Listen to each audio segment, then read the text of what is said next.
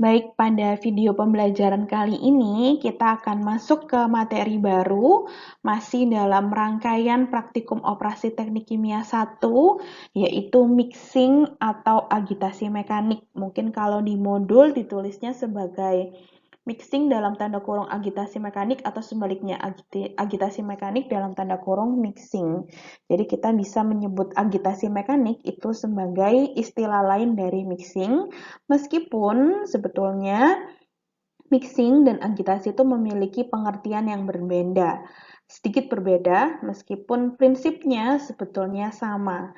Untuk perbedaan dari mixing dan agitasi serta penjelasan terkait proses mixing akan saya jelaskan di next slide. Pada slide ini akan dijelaskan mengenai perbedaan dari agitasi dan mixing. Jadi agitasi dan mixing itu memiliki prinsip yang sama, yaitu merupakan suatu proses pencampuran, tapi di sini ada sedikit perbedaan definisi.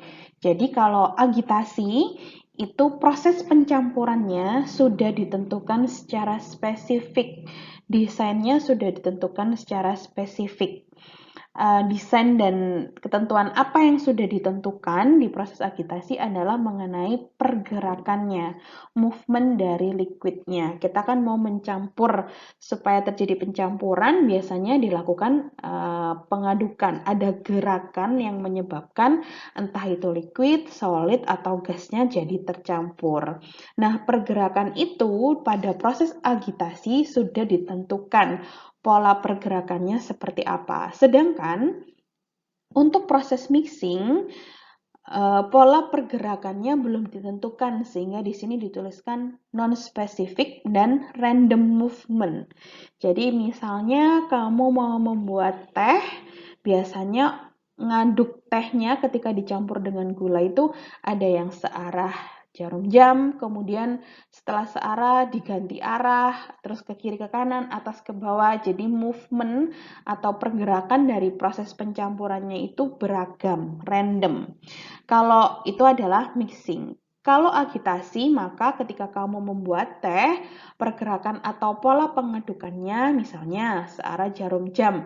Jadi dari awal sampai akhir pengadukannya searah jarum jam dengan kecepatan yang ditentukan, kecepatannya berapa RPM biasanya. Nah, itu menentukan pola pergerakan dari liquid. Sehingga kalau kita bicara tentang agitasi, maka pola pencampurannya sudah ditentukan, sudah spesifik ditentukan. Kalau kita bicara mixing, maka proses pencampurannya belum ditentukan pola pergerakannya. Tapi di modul ini, di video ini kita akan menyebutnya sama ya, kita anggap sama mixing dan juga agitasi. Meskipun memang ada sedikit perbedaan terkait definisi dari agitasi dan mixing. Oke, mixing sendiri memiliki banyak sekali pengertian. Di sini saya memunculkan satu pengertian, yaitu mixing adalah sebuah tindakan mencacah dan menghomogenkan sesuatu untuk tujuan tertentu. Jadi proses mixing itu terdiri dari tindakan pencacahan dan penghomogenan sesuatu. Sesuatunya itu apa?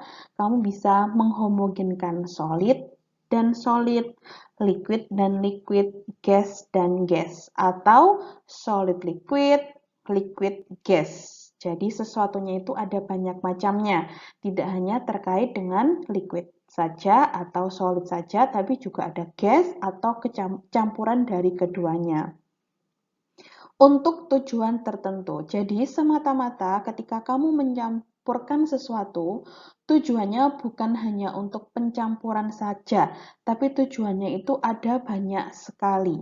Oke, mixing sendiri itu adalah cara yang kita gunakan untuk mencapai tujuan. Seperti yang sudah saya jelaskan sebelumnya, bahwa mixing itu adalah tindakan pencacahan dan juga penghomogenan sesuatu untuk mencapai suatu tujuan. Tujuannya ada banyak. Contohnya, kita bisa lihat di gambar yang pertama.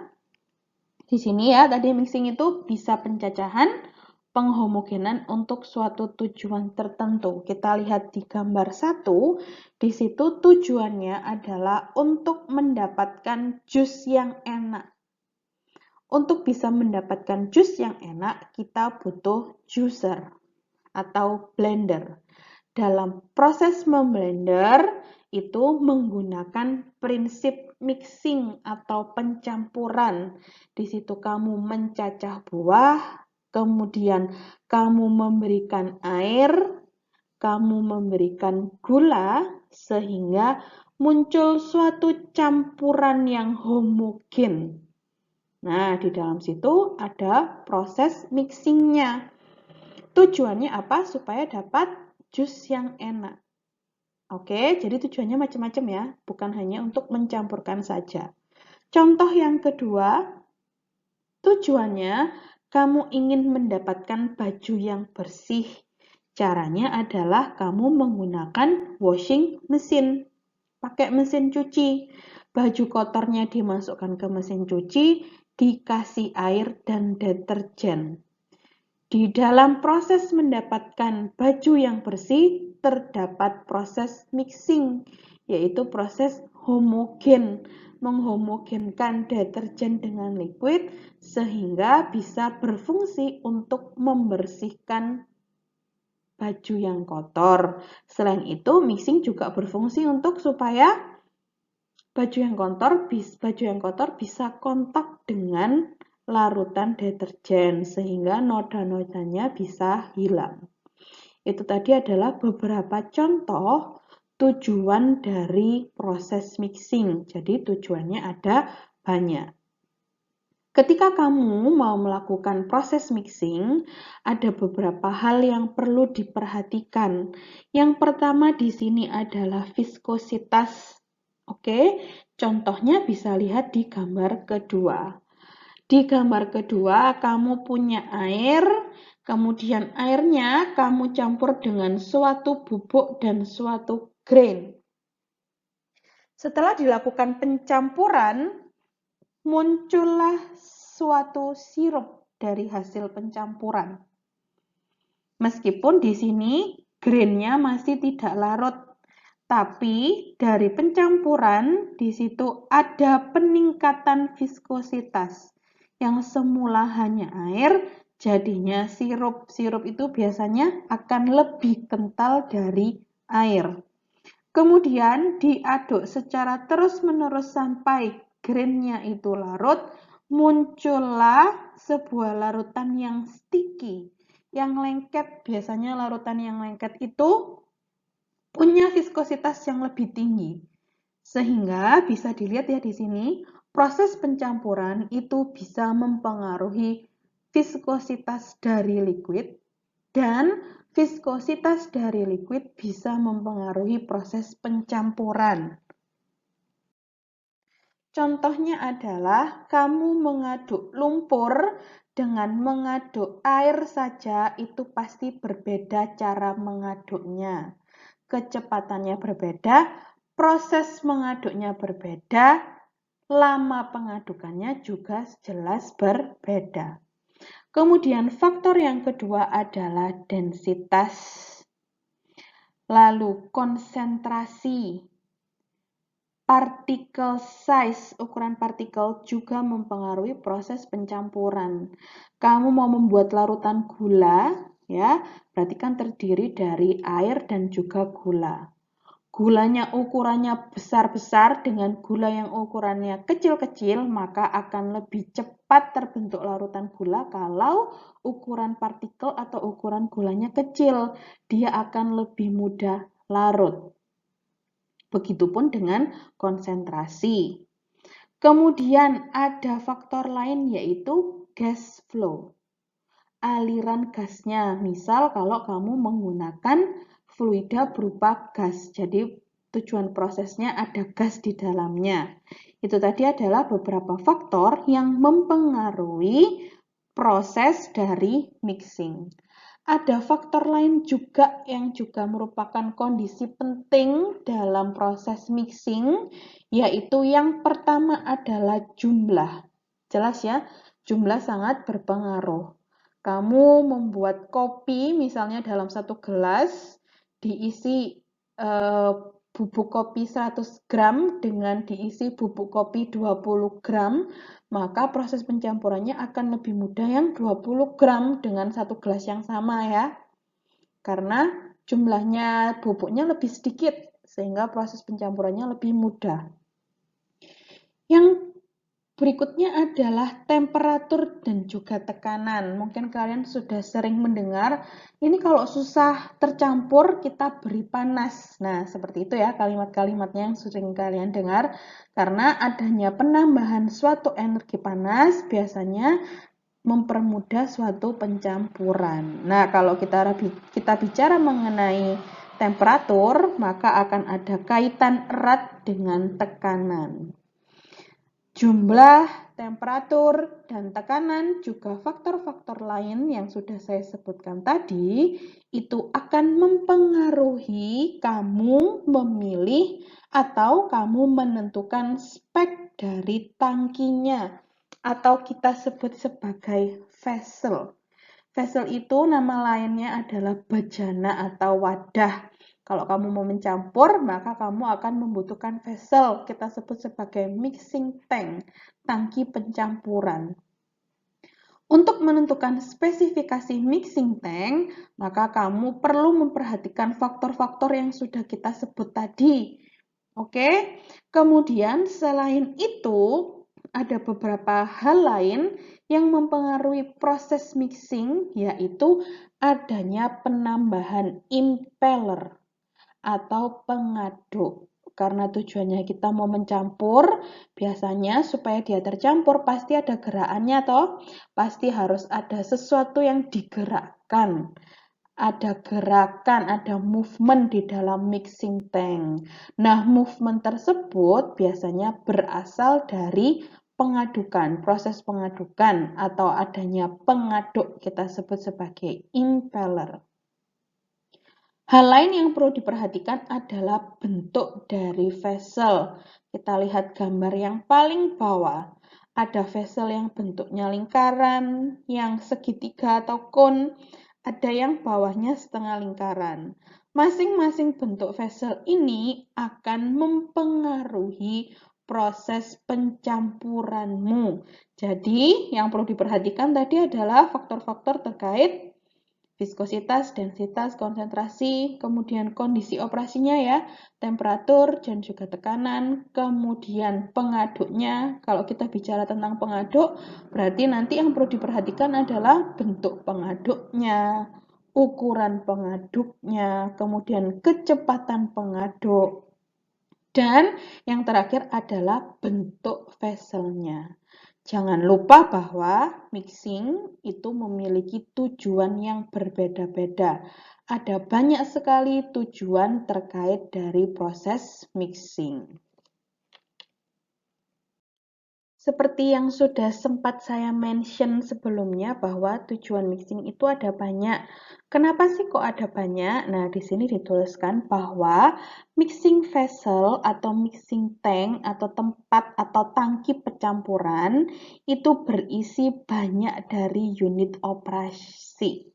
Khususnya di bidang teknik kimia, karena kamu jurusan teknik kimia ya. Nah, mixing tank itu banyak sekali memuat unit-unit operasi teknik kimia. Beberapa di antaranya di dalam proses mixing biasanya ada suatu reaksi. Ada proses mixing otomatis, ada proses dispersion untuk mendapatkan suspensi, ada proses pelarutan, ada precipitation, ada proses perpindahan panas atau heat transfer. Nah, kalau kamu menggunakan temperatur yang tinggi untuk proses mixing, otomatis ada heat transfer. Karena liquidnya jadi ikut panas, gitu kan? Mendapatkan transfer panas dari sumber panas, dari steam atau dari api, dari coil. Kemudian proses lain ada ekstraksi, evaporasi, dan distilasi. Berbagai proses unit operasi yang tadi saya sebutkan, semuanya terkandung atau semuanya mengandung unsur mixing. Sehingga di sini ada 4 tujuan mixing. Yang pertama adalah to achieve a physical mixture. Jadi untuk mendapatkan suatu campuran, entah itu antar liquid, entah itu solid-solid, entah itu gas to gas. Kemudian yang kedua, to bring a physical change. Jadi ada perubahan fisik, contohnya ketika kamu mencampurkan solid yang bisa larut dengan air, maka otomatis terjadi perubahan fase ya, solidnya jadi larut sehingga muncul suatu campuran yang homogen. Yang ketiga adalah to achieve a dispersion. Biasanya yang dimaksud dispersion itu emulsifikasi. Kamu mencampurkan dua liquida yang tidak bisa larut, nah dipaksa diaduk supaya tercampur sehingga muncullah dispersi. Nah ini contoh lain dari dispersi. Dia nggak larut ya, tapi dia tercampur, tersebar pencampurannya. Kemudian yang keempat, tujuan dari mixing adalah to promote a chemical reaction. Penjelasan terkait keempat hal tersebut ada di slide selanjutnya. Berikut adalah beberapa contoh mengenai penjelasan dari tujuan mixing tadi. Ada 4 ya. Yang pertama adalah to achieve physical mixture. Di sini ada contohnya, yaitu kamu mencampurkan 2 atau lebih liquid yang saling larut. Nah, kamu mau mendapatkan suatu campuran yang homogen. Atau kamu bisa mencampurkan 2 atau lebih solid yang mungkin berbeda ukuran atau berbeda jenis. Contoh, kamu mau mencampur gula dan garam. Nah, di situ ada proses pengadukan atau ada proses mixing sehingga didapatkan physical mixture atau pencampuran secara fisik. Kemudian tujuan yang kedua adalah physical change. Nah, contoh saya tadi ya, kamu mencampurkan solid dengan solvent, dengan sebuah pelarut untuk mendapatkan suatu campuran yang homogen. Otomatis di sini solidnya berubah fase menjadi liquid. Ada physical change. Yang ketiga adalah dispersion.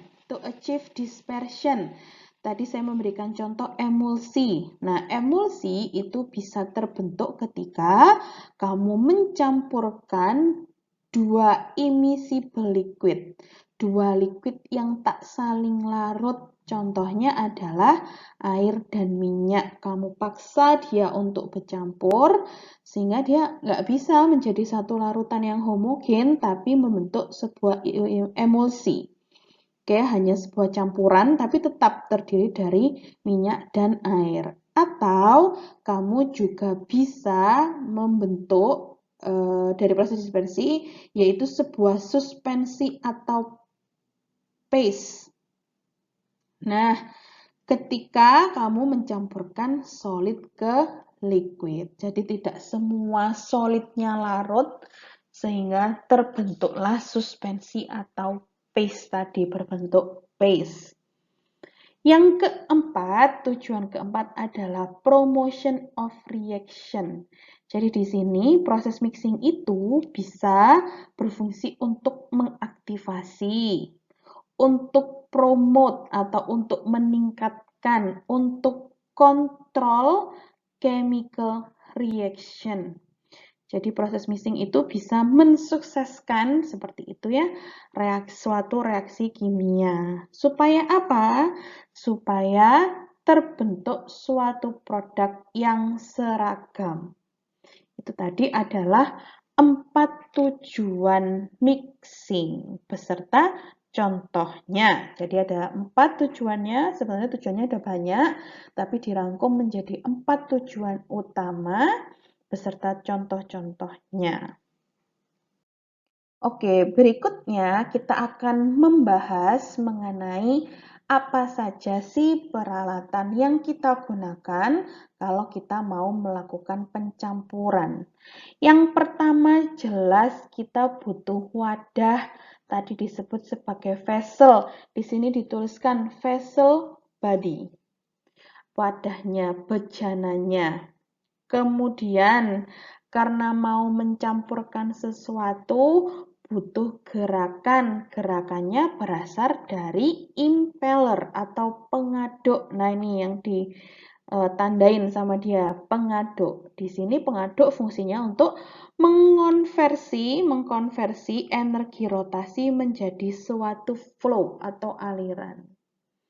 Pengaduknya bisa bergerak, tadi kan dia menghasilkan gerakan, berarti pengaduknya harus bergerak. Untuk supaya bisa bergerak, pengaduknya terhubung ke batang. Nih, kalau kamu punya sendok, sebelum sendok cekung itu ada batangnya untuk kamu pegang kan sendoknya. Nah, batang tersebut kita sebut sebagai agitator shaft. Agitator shaft dan juga impeller punya diameter sendiri, punya spesifikasi sendiri tentang diameternya, lalu bahan untuk membuat pengaduknya itu apa, dia punya spek sendiri. Supaya pengaduknya bisa gerak, maka agitator shaft-nya harus terhubung dengan shaft seal dan juga motor. Di sini yang menggerakkan adalah motor. Motornya mensuplai power sehingga pengaduknya bisa bergerak. Supaya motornya tadi menggerakkan pengaduk sesuai dengan kecepatan yang kita inginkan, maka akan dilengkapi dengan speed reducer untuk menstabilkan atau mengatur gerakan dari motor sehingga didapatkan speed atau kecepatan pengadukan sesuai yang kita kehendaki. Dan yang terakhir, mixing equipment biasanya akan dilengkapi dengan baffle. Apa itu baffle dan apa kegunaan baffle akan saya jelaskan di slide berikutnya. Yang pertama, kita akan membahas tentang impeller dulu atau pengaduk atau biasanya ada yang menyebut sebagai agitator. Tadi impeller itu fungsinya untuk mengkonvert atau konversi energi rotasi dari motor menjadi dua aksi sebetulnya di sini. Yang pertama untuk memunculkan circulation flow supaya ada gerakan. Yang kedua juga bisa bertindak sebagai shear action. Jangan lupa sewaktu stress reduction ada 3 gaya. Gayanya salah satunya adalah shearing, yaitu pencacahan. Cocok ya dengan definisi mixing yang tadi. Ada proses pencacahannya. Nah, itu berasal dari impeller atau pengaduknya. Impeller di sini dibagi menjadi dua peruntukan. Impeller khusus untuk low viscosity atau viskositas rendah, dan yang kedua adalah high viscosity. Untuk low viscosity ada 3 macam pengaduk yang bisa kita gunakan. Yang pertama adalah propeller, yang kedua adalah turbin, dan yang ketiga adalah pedal. Baik propeller, turbin, dan pedal itu masih dibagi menjadi beberapa jenis lagi. Jadi propeller dibagi menjadi beberapa jenis. Turbin juga demikian dibagi menjadi beberapa jenis. Salah satunya adalah disk turbin. Pedal pun sama dibagi menjadi beberapa jenis. Salah satunya adalah pitch pedal. Jenis-jenis dari propeller, turbin, dan pedal bisa Anda cek, bisa kalian cek di buku Genkoplis. Masing-masing baik itu propeller, turbin, dan juga pedal itu punya kelebihan keunggulan, kekurangan masing-masing, dan peruntukan masing-masing. Nanti akan saya jelaskan di slide berikutnya. Untuk high viscosity, kalian bisa menggunakan anchor impeller dan juga helical ribbon impeller. Nah, dalam memilih impeller, jenisnya seperti apa, yang perlu kamu perhatikan adalah viskositas dari materialmu, kemudian action apa yang kamu butuhkan, atau flow macam apa yang kamu butuhkan. Pola aliran apa yang kamu butuhkan itu bisa digunakan sebagai dasar untuk memilih impeller. Oke, jadi dari viskositas dan juga dari flow pattern atau pola aliran seperti apa yang kamu inginkan. Terkait flow pattern juga akan saya bahas di slide berikutnya. Oke, tadi ada 3 macam jenis pengaduk, 3 macam jenis impeller untuk low viskositas atau low viscosity. Yang pertama adalah propeller. Di sini propeller, kalau kamu menggunakan propeller, maka nanti flow pattern-nya itu adalah aksial dan radial. Apa itu aksial dan radial? Nanti dijelaskan di next slide. Kamu bisa menggunakan propeller ketika menggunakan mixing dengan kapasitas yang tinggi. Kemudian propeller efektif digunakan untuk liquid yang punya viskositas maksimal 2 Pascal second, kecil ya viskositasnya, atau bisa digunakan dengan kandungan solid 10%. Dan ukuran solidnya halus, di sini ditulis fine mesh size. Jadi bisa digunakan kalau kamu punya atau kamu mau mencampur terdiri dari campurannya itu 10% solid, 90% liquid, solidnya halus, maka kamu bisa memakai propeller. Kemudian propeller juga efektif digunakan untuk gas liquid dispersion khusus skala laboratorium. Rotation dari diameter ini harusnya. Nah, untuk propeller, rasio diameter propeller dengan tangki itu 1:20. Jadi, kalau tangkinya 20 meter, maka diameter propellermu adalah 1 meter. Pokoknya perbandingannya 1:20. Ini miliknya propeller, ini miliknya tangki. Kelemahan dari propeller adalah dia membentuk vortex. Vortex itu apa? Juga akan dijelaskan di next slide.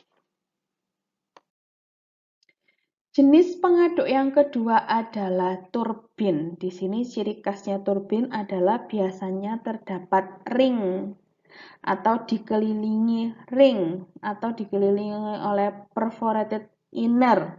Ini adalah contohnya, salah satu contoh bentuk pengaduk turbin.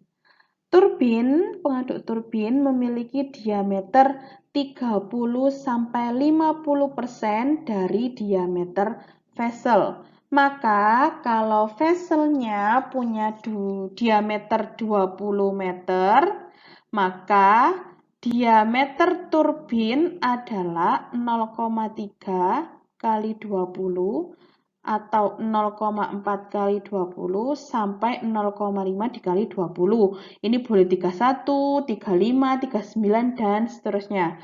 Pokoknya range-nya antara 0,3 sampai 0,5. Ini asalnya dari 30%, ini asalnya dari 50%.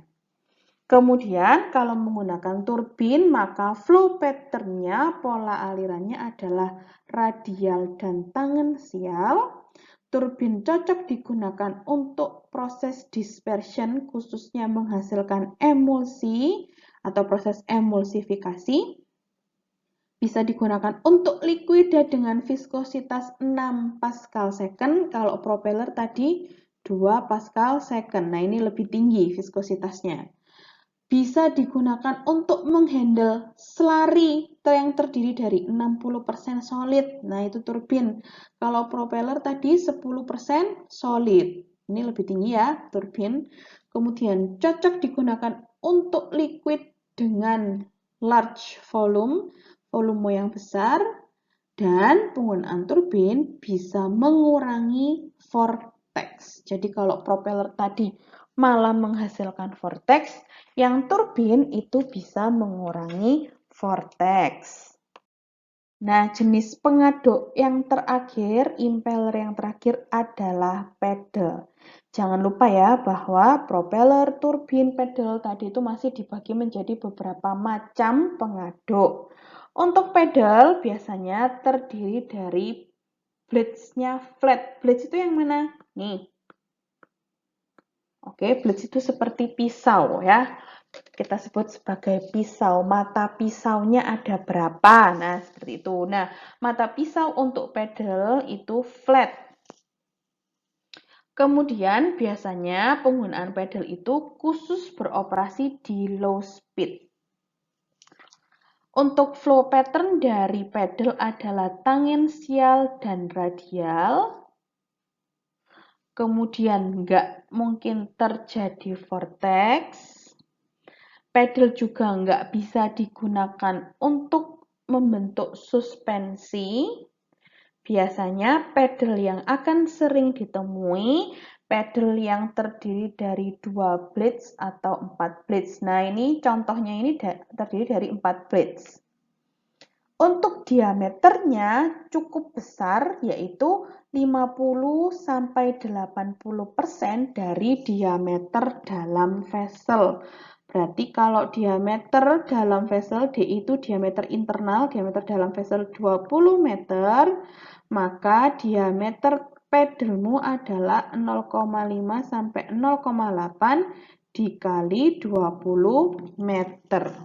Lebih besar bahkan daripada turbin. Nah, tadi di mixing equipment itu saya menjelaskan atau saya menyebutkan ada aksesoris namanya baffle. Baffle itu seperti aksesoris penyangga atau pagar ya yang diletakkan di sekeliling dari pengaduk. Nah, ini ada warna orange. Warna orange itu adalah baffle-nya. Penggunaan baffle manfaatnya yang pertama untuk memperbaiki pola aliran. Kalian bisa lihat ya di gambar 1, pola alirannya ya sudah hanya seperti ini. Hanya melingkar begitu saja. Sedangkan dengan ditambah baffle, nah ini pola alirannya terimprove jadi lebih ke segala arah. Seperti itu. Memperbaiki pola aliran. Dan yang kedua adalah ketika penggunaan baffle atau penggunaan baffle itu bermanfaat untuk mencegah timbulnya vortex seperti yang sudah saya sebut-sebut di slide sebelumnya. Jadi vortex itu tidak kita kehendaki. Ini tadi merupakan kekurangan dari propeller ya. Supaya kamu bisa mencegah timbulnya vortex, kita tambah dengan baffle. Jadi kalau terpaksa sekali menggunakan propeller, kan menghasilkan vortex. Supaya nggak menghasilkan vortex, kamu bisa menambah dengan baffle. Jadi baffle ini opsional, bisa ditambahkan, bisa juga tidak ditambahkan. Kalau ditambahkan, maka dia akan mengimprove flow pattern dan juga mencegah timbulnya atau terbentuknya vortex. Vortex itu apa dan kenapa sih kok tidak disukai? Akan saya bahas di slide berikut ini. Nah, ini adalah contoh dari vortex. Vortex itu yang mana nih? Pusaran air yang kayak puting beliung ini yang melingkari impeller. Jadi akibat pergerakan impeller, karena ada suatu kecepatan tertentu ya, muncullah pusaran air. Pusaran air ini kita sebut sebagai vortex itu tidak kita kehendaki karena nih ada kekurangannya. Ketika muncul vortex, maka kecepatan dari impeller akan berkurang. Kita pinginnya 300 rpm, rotation per menit. Karena ada vortex, jadi turun, nggak 300 lagi. Nah, itu merupakan kerugian, memunculkan kerugian untuk proses pencampuran. Yang kedua, bisa terjadi air entrapment dan juga membentuk air bubbles. Kalau ada air bubbles akan mengganggu kerjanya si blade-nya impeller atau justru memunculkan oksidasi. Padahal misal pada proses pencampuran kita nggak kepingin ada proses oksidasi. Tapi karena adanya vortex bisa muncul proses oksidasi. Kemudian vortex juga menyebabkan munculnya atau terbentuknya foam yang kita hindari. Biasanya kalau ada foam itu bisa menyebabkan kavitasi pada pompa. Nah, itu kan tidak kita inginkan, sehingga kita nggak mau ada vortex. Dan yang terakhir, ketika muncul vortex, maka ada kemungkinan material yang ada di dalam mixing tank itu keluar. Jadi materialnya terlempar keluar. Nah, itu kan juga merupakan suatu bahaya ya untuk orang yang mungkin ada di dekat mixing tank. Juga otomatis harusnya bahan tersebut tercampur, tapi justru malah terpental keluar karena adanya vortex. Sehingga vortex ini sangat kita hindari. Nah, tadi di slide sebelumnya saya juga menyebut-nyebut tentang flow pattern, lalu ada radial, ada aksial, ada tangensial. Untuk detailnya mengenai directionnya seperti apa, efeknya bagaimana, bisa kamu cek dan baca sendiri ya yang di sebelah kiri.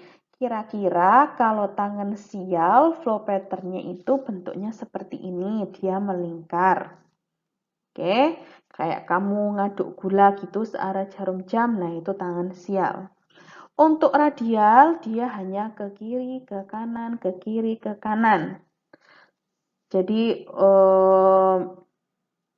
membentuk seperti jari-jari atau diameter ya. Kemudian untuk aksial, nah ini pola alirannya lebih kompleks, merupakan gabungan dari tangensial dan juga radial, ke kiri kanan dan juga muter.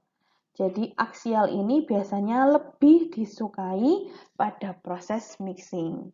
Supaya kamu bisa mendapatkan flow pattern tangensial atau radial atau aksial, maka kamu harus memilih impeller mana yang akan kamu gunakan.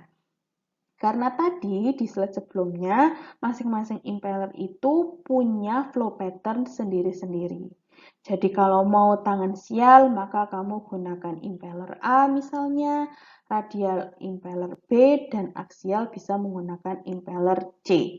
Jadi pemilihan impeller juga didasarkan pada flow pattern seperti yang sudah saya jelaskan di slide sebelumnya. Oke, karena kita bicara tentang pengadukan untuk menghasilkan flow pattern ya tadi. Nah, pengaduknya otomatis kan bergeraknya dikarenakan motor. Kita mengaduk itu juga pasti ada spesifikasi tentang kecepatan tertentu. Kecepatan pengadukan itu dibagi menjadi 3. Kecepatan rendah itu untuk 400 rpm, rotation per menit. Kecepatan sedang untuk 1150 rpm dan kecepatan tinggi untuk 1750 rpm. Masing-masing kecepatan punya peruntukan yang berbeda-beda. Contoh kecepatan rendah digunakan untuk larutan yang kental, ini minyak kental, lumpur, atau larutan yang menimbulkan busa. Kecepatan sedang digunakan untuk viskositas yang sedang, contohnya sirup kental. Kemudian kecepatan tinggi digunakan untuk viskositas rendah. Dari 3 macam kecepatan ini bisa dilihat bahwa semakin rendah viskositasnya, maka semakin tinggi kecepatannya.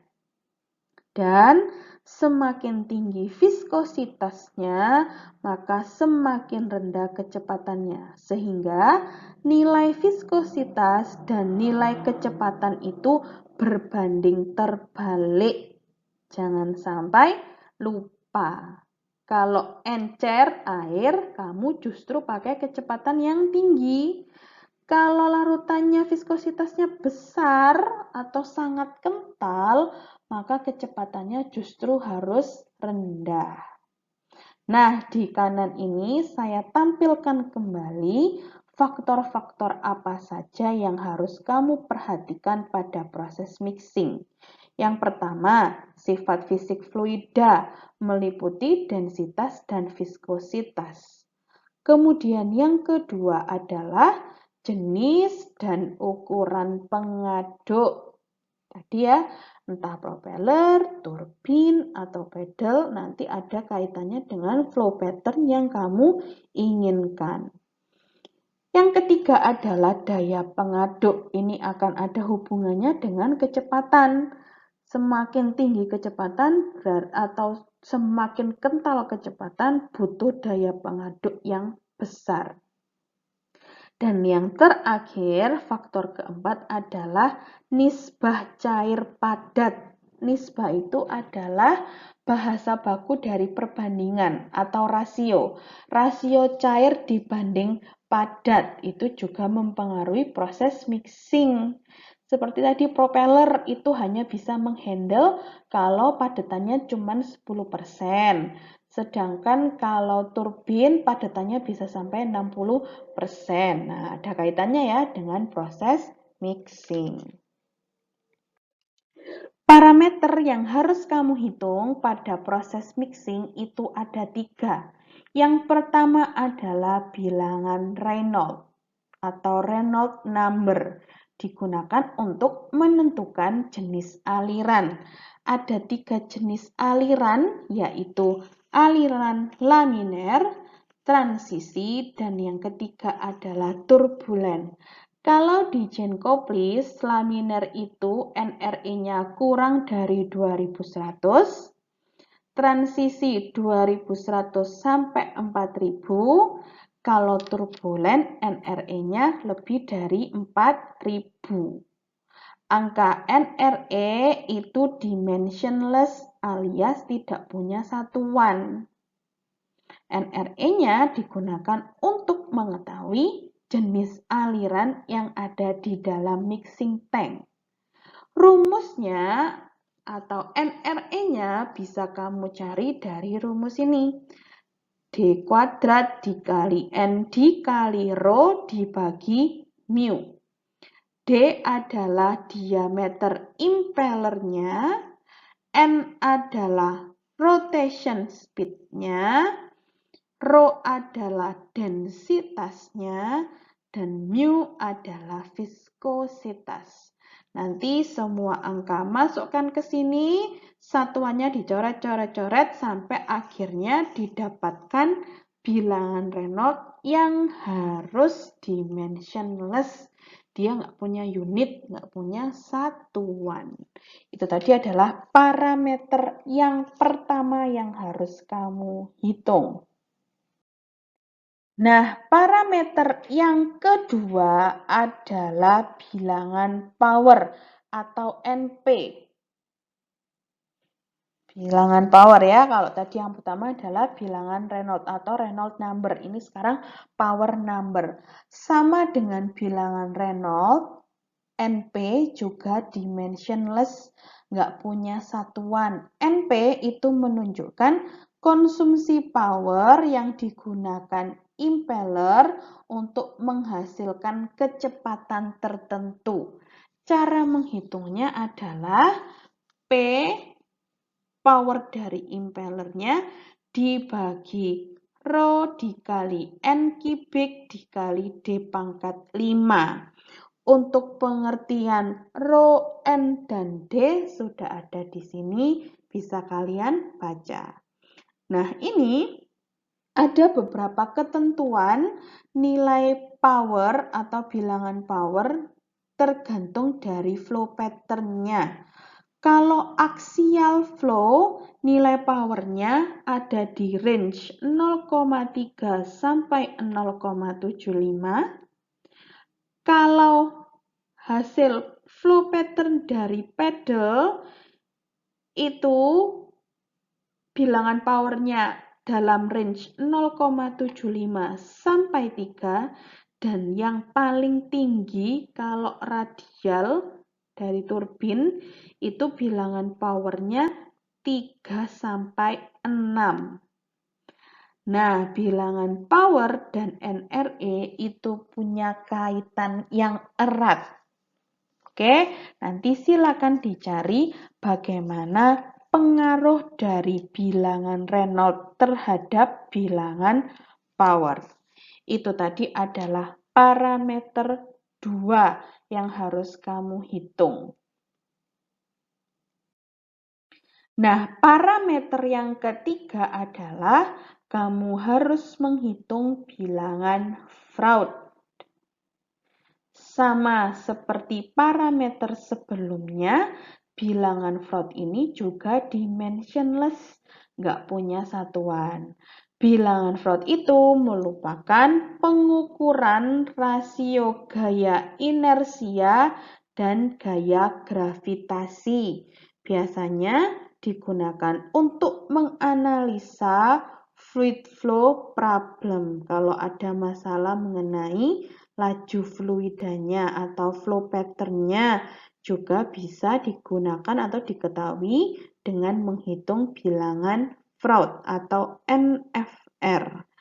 Cara menghitungnya adalah N kuadrat D dibagi gravitasi.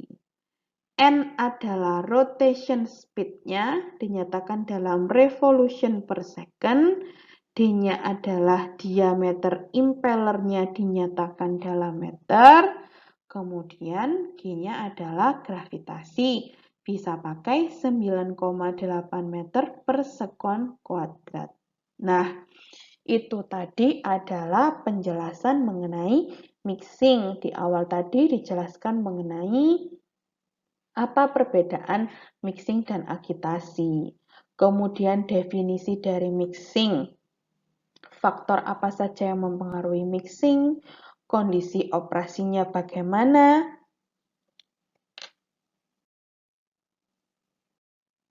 Kemudian tujuan mixing ada 4 ya tadi, beserta contohnya, lalu bagian-bagian dari alat mixing tank, jenis-jenis impeller, apa itu baffle dan kegunaannya, yaitu mencegah vortex, lalu kelemahan atau dampak buruk dari vortex juga sudah dijelaskan, kemudian flow pattern tadi ada 3, tangensial, radial, dan aksial. Kemudian selanjutnya kalian tadi sudah belajar mengenai kecepatan dibagi menjadi 3 dan juga faktor-faktor lain yang mempengaruhi dan juga ada 3 parameter yang harus kalian hitung dalam modul mixing tank. Yang pertama tadi adalah bilangan Reynolds, lalu bilangan power dan yang terakhir adalah bilangan Freud, di mana ketiga bilangan tersebut tidak memiliki satuan alias dimensionless. Nah, untuk mengetahui gimana sih cara kerja dari mixing tank, kalian bisa cek di video cara kerja dari mixing atau agitasi mekanik.